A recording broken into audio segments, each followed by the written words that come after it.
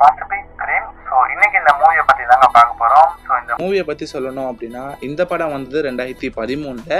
So 2013 என்னை பொறுத்த வரைக்கும் இப்படி ஒரு படம் எடுக்கிறது அப்படின்றது சாதாரண விஷயமே கிடையாது. உண்மையாலேயே ஒரு பிரம்மாண்டமான படம் இந்த பசிபிக் ரிம். ஸோ மொத்தம் 2 படம் வந்திருக்குங்க. 2013 வந்த பசிபிக் ரிம் பார்ட் 1, 2018 வந்த பசிபிக் ரிம் பார்ட் 2. ஸோ இந்த 2 படத்தையுமே நான் பார்த்து முடிச்சிட்டேன். ஸோ பசிபிக் ரிம் 2வை நான் 3 வாட்டி தியேட்டரில் பார்த்தேங்க. ஸோ நீங்கள் யாருன்னா பார்த்துருந்தீங்கன்னா கமெண்ட் பண்ணுங்கள். ஸோ இந்த படத்தோடைய ஒன் ஸ்டோரி என்ன அப்படின்னு நான் உங்களுக்கு சிம்பிளாக சொல்கிறேன். ஸோ பசிபிக் பெருங்கடலில் ஏதோ ஒரு மூலையில் இருந்து ஸோ ஏலியன்ஸ் வந்து பார்த்திங்கன்னா வராங்க. ஸோ அந்த ஏலியன்ஸ் எல்லாமே வந்து பார்த்திங்கன்னா அதை ஏலியன்ஸ்னு சொல்லிட முடியாது, மான்ஸ்டர்ஸ்னு சொல்லணும். அதாவது கைஜூ அப்படின்னு அந்த படத்தில் அதை அழிக்கிறாங்க. ஸோ கைஜூ அப்படின்ற மிருகம் நம்ம பூமிக்கு வந்து மனுஷங்களை அழிக்குது. ஸோ அப்போ மனுஷங்க ரோபோட்ஸை உருவாக்கி அதுக்குள்ளே ஒரு 2 பைலட்டை அமிச்சு அந்த பைலட் அந்த ரோபோட்டை கண்ட்ரோல் பண்ணி அந்த ஜெயிண்ட் மான்ஸ்டர்ஸ் கூட சண்டை போட்டு கடைசியில் இந்த பூமியை காப்பாற்றினாங்களா இல்லையா? இதுதான் இந்த Pacific rim part 1. So part 1 வந்து லாஸ்ட்டில் நான்லாம் ஃபஸ்ட் டைம் பார்க்கும்போது சொல்கிறேன். ஏன்னா இந்த படம் எனக்கு ஒரு நல்ல மெமரிஸாக இருந்துச்சு. ஏன்னா இந்த படம் வந்து எனக்கு அவ்வளோ ஒரு நல்ல கனெக்டிவிட்டியாக இருந்துச்சு. எனக்கு ரொம்ப பிடிச்சிருந்துச்சு இந்த பசிபிக் ரிம் பர்சனலாக. ஸோ இப்போது பசிபிக் ரிம் பார்ட் 1 பார்ட் 2 வந்து முடிச்சிருச்சு. இந்த ஃப்ரான்ச்சைஸ் வந்து பார்த்திங்கன்னா ஒரு சக்ஸஸ்ஃபுல்லான படம் தான். ஏன்னா இந்த படம் வந்து எந்த விதத்துலையுமே நஷ்டமாகலை.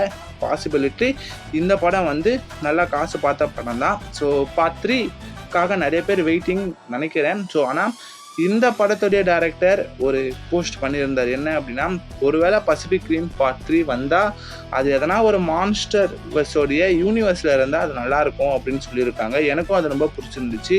என்னதான் மார்வல் வந்து இப்போ யூனிவர்ஸ் அப்படின்ற ஒரு ஆப்ஷனை வச்சு நிறைய பெரிய சூப்பர் ஹீரோஸ் எல்லாம் வந்து ஒரே உலகத்தில் இருந்து வெவ்வேறு உலகத்தை வந்து கூட்டிகிட்டு வராங்களோ, அதே மாதிரி நம்ம பசிபிக் ரிம் நடக்கிற இடமும் ஏதோ ஒரு உதாரணத்துக்கு காஜிலா எக்ஸ்காங். இப்போ நீங்கள் யோசிச்சு பாருங்கள், ஒரு பக்கம் காஜிலா, ஒரு பக்கம் நம்ம ரோபோட்ஸ் அப்படிலாம் இருந்தால் எப்படி இருக்கும்? ஸோ அந்த அவர் மனசை வச்சதும் உண்மை தான். ஸோ அவர் மனசை வச்சா பண்ணலாம், பட் பார்ப்போம். ஸோ ஆனால் இந்த பார்ட் 2 உடைய எண்டிங்கில் ஒரு லிங்க் மாதிரி, அதாவது ஒரு போஸ்ட் கிரெடிட் சீனில் வந்து இந்த படம் வந்து பார்ட் 3 எடுப்போம் அப்படின்ற மாதிரி தான் சொல்லியிருந்தாங்க.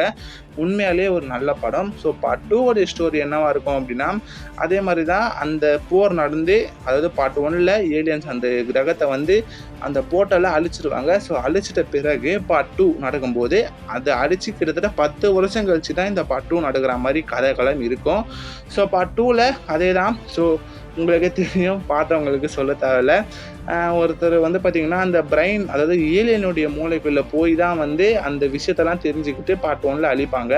அந்த ஏலியனை மூளைக்குள்ளே கனெக்டிவிட்டி பண்ண ஒருத்தர் கடைசியில் அந்த ஏலியனை அவர் ஆக்குப்பை பண்ணி கடைசியில் அதே ரோபோட்ஸ், அதாவது மனுஷங்களே அந்த போர்ட்டலை திறக்கிறாங்க. அது மூலியமாக ஒரு